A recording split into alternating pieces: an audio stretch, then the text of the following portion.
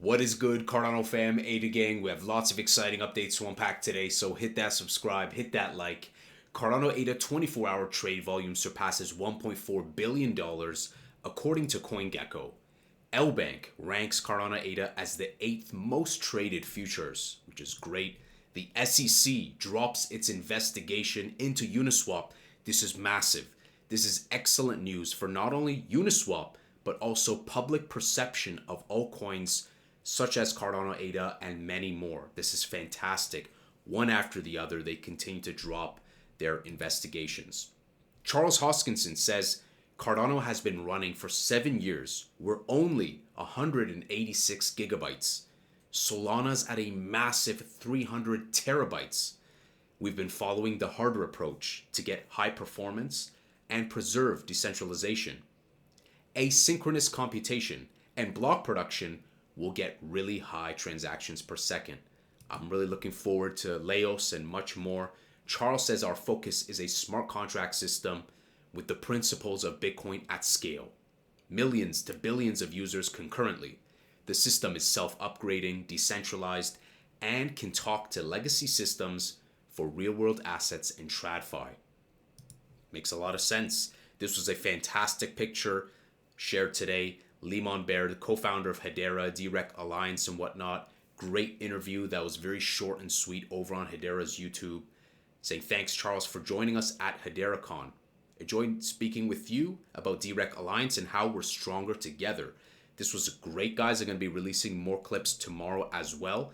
Charles Hoskinson says on the regulatory side, we will see legislation very quickly for stablecoins and asset classification. That's awesome because it merges the TradFi and Web3 world together. Good to see that the US is so pro-crypto, the most pro-crypto administration we've ever had. Charles says the DeRec Alliance is a great movement with great actors. Ripple, Algorand, Hedera, and there's more. We have XRPL Labs, there are more in there as well. They have the technical acumen and the network effect with hundreds of billions of dollars of collected value. It's good for all consumers. And in a nutshell, if you guys don't know DeRec Alliance, it's to improve the user experience for Web3 recovery while still adhering the best principles for decentralization and custody and all that jazz. So really looking forward to the continued collaboration. Charles says we as an industry have a lot of influence to partner with standards bodies and procurement systems. We worked with Microsoft. We're a member of the W3C. We worked on digital IDs. Over time, the consumer automatically gets standards for free.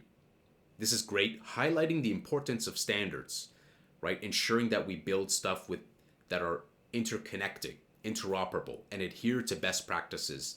Because on the contrary, imagine you use a website, you got to use this browser and a different browser, different one.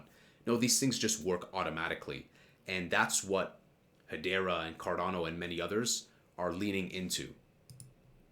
Fairgate. Big shout out to Fairgate for giving us a shout out. They say thanks Charles Hoskinson and Angry Crypto Show for the mention. We keep pushing Bitcoin's boundaries to fully expand its potential.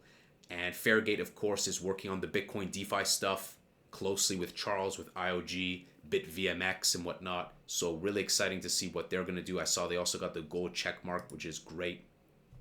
Alex Becker, hate him or love him, we're wearing the Neo Tokyo hoodie. He is as well. He's got a massive audience. He says if we get a bull run, which we're in a bull run, this is just a big dip given the Bybit hack and whatnot.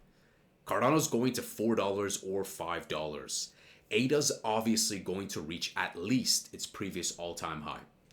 I think that's a very low figure to hit because when it comes to ADA's performance, there's more inflation. Bitcoin has gone higher, so we have to factor in inflation, pricing it in Satoshi terms, but also that our network effect is bigger. We have smart contracts. We have a bustling ecosystem that didn't exist before. Lark Davis says there's about 10 more ETF applications for coins like Cardano and Polkadot. Altcoins will receive mainstream attention through ETFs. FOMO is inevitable. Pouring billions of dollars into these coins, you need exposure to these dinosaur coins. Even he knows, right? Hate him or love him, he has a big audience. He knows the power of the brand, the network effect, the compliance that Cardano is leading the helm of. Senator Cynthia Lummis announces the first Digital Asset Subcommittee hearing to take place tomorrow, Wednesday, February 26th at 2:30 p.m. Eastern.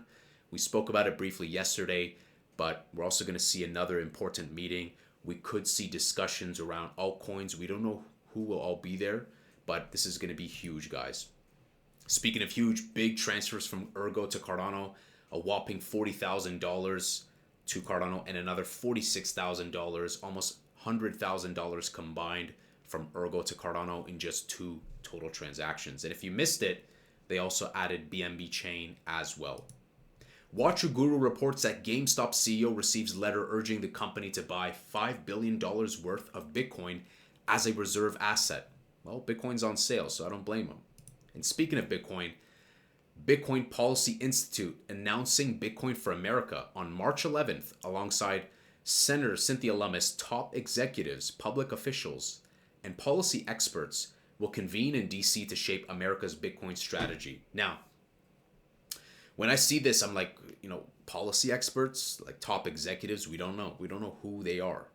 So we could be in for a surprise. And speaking of, Senator Cynthia Lummis commenting more about the meeting on Wednesday. As I gear up for the first Digital Asset Subcommittee hearing, here's what to know. This is the first step towards bipartisan legislation. We'll hear from experts. Again, we don't know who are those experts. Maybe it's Charles. Maybe it's Coinbase. Maybe it's others who will shape policy on market structure and stablecoins. Stay tuned for live stream details. Yes, this is a big deal. We'll watch it extensively, guys, and continue to release content as we see. So, speaking of content, guys, take this one with a heaping grain of salt. Not often do we cover Ben, but we saw this, that he said that I gotta apologize to the Cardano community. Yes, Ben Armstrong says that he's apologizing to Cardano. He says, I lost track a little bit of what is important, which is decentralization. It does support the ethos of crypto. It's decentralization, bullish on ADA. So he's saying that, he's off his meds, the past year and a half.